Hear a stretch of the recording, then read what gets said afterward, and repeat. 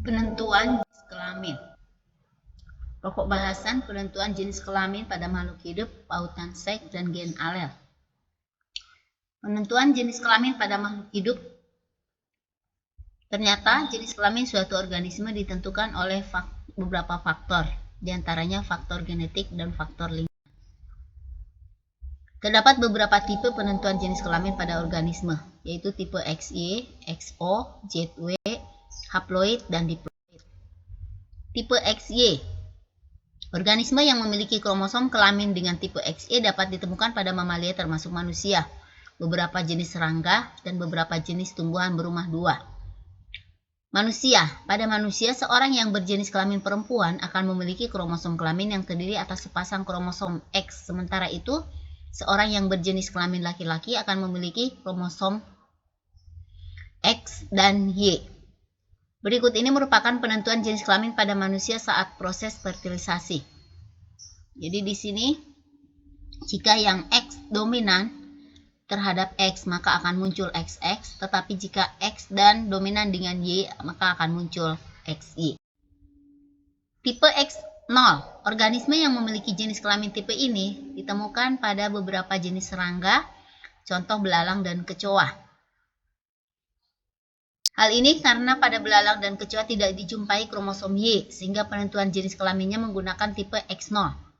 Belalang betina akan memiliki kromosom kelamin yang terdiri atas sepasang kromosom X dan belalang jantan akan memiliki kelamin yang terdiri atas satu kromosom X dan tidak memiliki kromosom Y.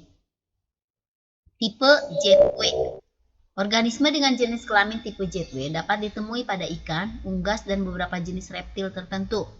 Berlawanan dengan tipe XY, individu betina akan memiliki kromosom kelamin yang terdiri atas pasangan kromosom yang berbeda dan individu jantan akan memiliki kromosom kelamin yang terdiri atas pasangan kromosom yang sama.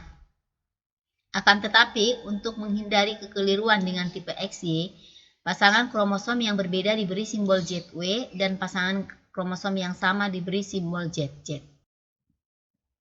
Tipe haploid-diploid. Organisme dengan jenis kelamin bertipe haploid-diploid dapat ditemukan pada serangga ordo Hymenoptera seperti semut dan lebah. Berikut merupakan contoh penentuan jenis kelamin pada lebah madu. Lebah madu setelah melakukan perkawinan, seekor lebah jantan akan mati karena testisnya terlepas dan tertanam pada ovarium lebah ratu. Rata-rata seekor lebah ratu dapat menghasilkan telur sebanyak 2000 butir per harinya. Kemudian lebah betina apabila telur terbuahi oleh sperma yang tersimpan dalam ovarium lebah ratu, maka akan menghasilkan individu diploid yang berjenis kelamin sama seperti lebah ratu, yaitu betina. Lebah pekerja sementara itu apabila telur tidak terbuahi oleh sperma yang tersimpan dalam ovarium lebah ratu, maka akan menghasilkan individu haploid yang berjenis kelamin jantan. Gimana sekarang? Sudah tahu kan apa saja tipe-tipe penentuan jenis kelamin pada makhluk hidup? Tahukah kamu kalau setiap kromosom, baik itu kromosom tubuh maupun kromosom kelamin, mengandung gen? Nah, gen-gen yang terikat pada kromosom kelamin disebut pautan seks atau sex linkage. Terdapat gen yang terikat pada kromosom X dan ada pula gen yang terikat pada kromosom Y. Sekarang, mari kita simak penjelasan bawah ini. Pautan seks. Pautan seks pertama kali ditemukan oleh seorang genetikawan asal Amerika Serikat yang bernama Thomas Hunt Morgan. Pautan seks menyebabkan suatu sifat warisan hanya muncul pada jenis kelamin tertentu, bergantung pada di mana gen-gen itu terpaut atau terikat. Pautan seks pada manusia terdiri dari hemofilia, hipertrichosis. Pautan seks pada hewan, warna mata pada lalat buah, warna bulu pada kucing. Kemudian gen letal.